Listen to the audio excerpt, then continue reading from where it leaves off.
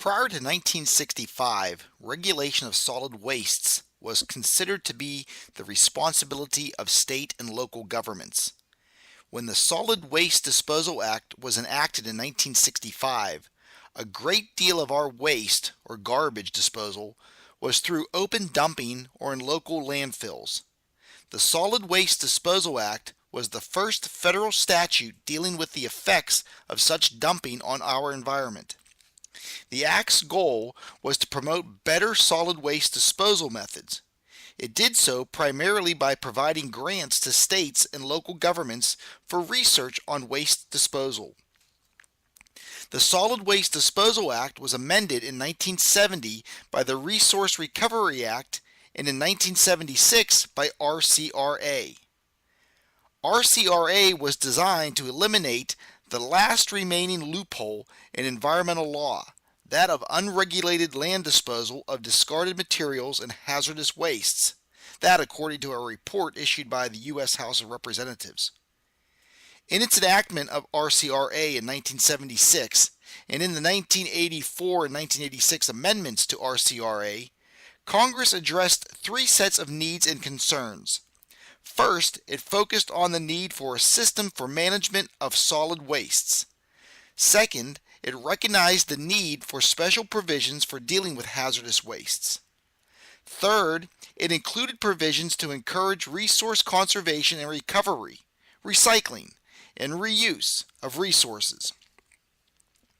Prior to enactment of RCRA, a great deal of the hazardous waste in the United States was disposed of or dumped at or near the site at which it was generated. In other cases, generators of hazardous waste hired transporters to take the wastes to off-site disposal areas. A lack of record keeping and lack of efforts to contain wastes at disposal sites created serious problems for today and for future generations. When on-site disposal was used, records were not kept and property was often sold to parties who had no information about the presence of hazardous materials on the premises or buried on the property. When off-site disposal was used, generators often knew nothing about the location of or operations of the site to which transporters took hazardous wastes. Typically, a disposal site went through several changes of ownership during the period of operation, which averaged about 20 years. A site usually received hazardous wastes from numerous transporters and generators, and site operators had few or no records documenting the kinds of wastes located there.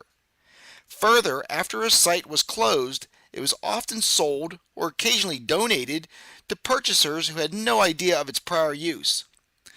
An example of this is the Love Canal site near Niagara Falls, New York, where in the late 1970s, about 200 families experiencing unusually high rates of cancer, birth defects, and other health-related problems discovered that their homes and their children's elementary school had been built on top of a former waste dump for hazardous chemicals.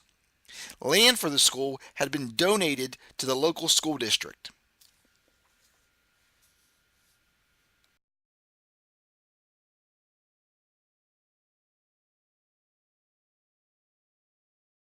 Created using Powtoon.